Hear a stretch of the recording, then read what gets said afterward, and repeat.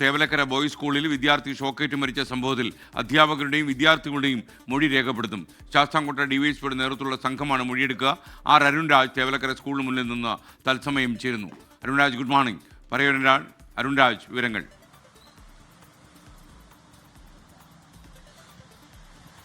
SKN Thevalakkara boys സ്കൂളിൽ ഇന്നലെ വൈദ്യുതി ആഘാതമേറ്റ് വിദ്യാർത്ഥി മരിച്ച സംഭവത്തിലാണ് പോലീസിന്റെ അന്വേഷണം ഇപ്പോൾ ആരംഭിക്കുന്നത്.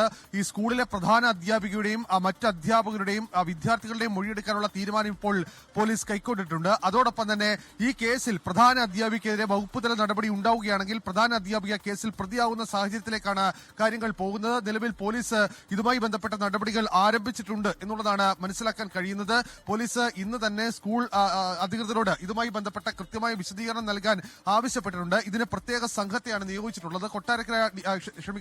ശാസ്താംകോട്ട ഡിവൈഎസ്പിയുടെ നേതൃത്വത്തിലുള്ള പ്രത്യേക സംഘമാണ് ഈ കേസ് അന്വേഷിക്കുക. ഇവർ സ്റ്റേഷനിലെത്തി സ്റ്റേഷനുമായി ബന്ധപ്പെട്ട കാര്യങ്ങളിൽ പൂർത്തീകരിച്ച ശേഷം ഈ വിദ്യാലയത്തിലെത്തും. അവിടെ ആർക്കൊക്കെ വീഴ്ച സംഭവിച്ചിട്ടുണ്ട്, ആദ്യഘട്ടത്തിൽ ആരാണ് ഈ വിഷയത്തിൽ ആദ്യം ഇടപെട്ടത്, ഈ വിദ്യാർത്ഥിയെ രക്ഷപ്പെടുത്താൻ വേണ്ടി ശ്രമിച്ച അധ്യാപകൻ, ആ സമയത്ത് സ്കൂളിൽ ഉണ്ടായിരുന്ന വിദ്യാർത്ഥികൾ, ഇവരുടെ മൊഴി കൂടി രേഖപ്പെടുത്തിയ ശേഷമായിരിക്കും വിദ്യാർത്ഥികളിൽ നിന്ന് കൂടുതൽ വിവരശേഖരണം നടത്തുക. എന്തായാലും ഈ വകുപ്പുതല നടപടി, വിദ്യാഭ്യാസ വകുപ്പിന്റെ വകുപ്പുതല നടപടി ആർക്കെതിരെയാണ് ഉണ്ടാകുന്നത്, അവർ ഈ കേസിൽ പ്രതിയാകുന്ന സാഹചര്യം കൂടി ഉണ്ടാകുന്നു എന്നുള്ളതാണ് ഏറ്റവും പ്രധാനം. എന്തായാലും പോലീസ് അന്വേഷണത്തിലേക്ക് കടക്കുകയാണ്. ആഭ്യന്തര വകുപ്പ് ഇതുമായി ബന്ധപ്പെട്ട നിർദ്ദേശം ഇപ്പോൾ ജില്ലാ പോലീസ് മേധാവിക്ക് നൽകി കഴിഞ്ഞു. ഇതിന്റെ അടിസ്ഥാനത്തിൽ എത്രയും വേഗത്തിൽ ഇതുമായി ബന്ധപ്പെട്ട അന്വേഷണം പൂർത്തിയാക്കാനാണ് നിർദ്ദേശം.